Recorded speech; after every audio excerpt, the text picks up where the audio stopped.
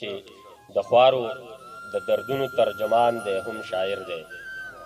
د خوارو د دردونو ترجمان دی هم شاعر دی. عابد صاحب هم جنون دی هم جانان دی هم شاعر دی. د خوارو د دردونو ترجمان دی هم شاعر دی.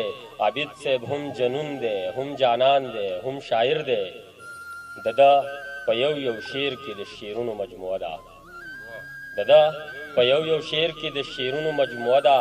د ده یو کلام د کلامونو مجموعه ده. د ده خپل رسا فکر د فکرونو مجموعه ده. په خپله هم مضمون دی هم عنوان دی هم شاعر دی. عابد صاحب هم جنون دی هم جانان دی هم شاعر دی. رښتینی دی د ده د چا رښتین سره نسبت دی. رښتینی دی د ده د چا رښتین سره نسبت دی. د ده چرته د قام د لوی نیازبین سره نسبت دی. د دې سړي خټیک د عباسین سره نسبت دی.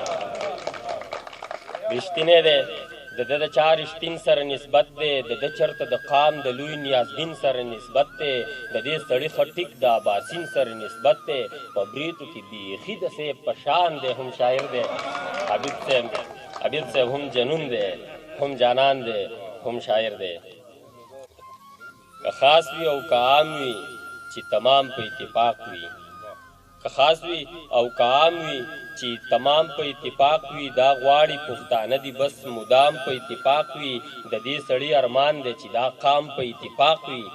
څه ښکلی ارماني ښکلی ارمان دی هم شاعر دی. عابد صاحب هم جنون دی هم جانان دی هم شاعر دی.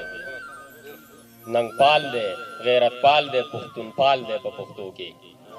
ننګپال دی غیرتپال دی پښتونپال دی په پښتو کې.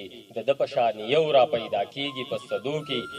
ریسرچ یې دا دی وکړو په ټپه نه په ټپو کې.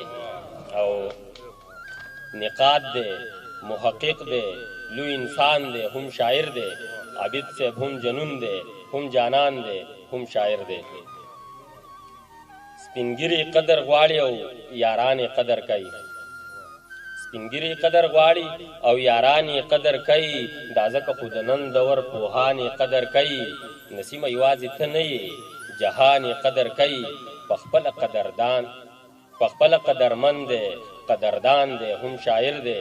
عابد صاحب هم جنون دی هم جانان دی هم شاعر دی.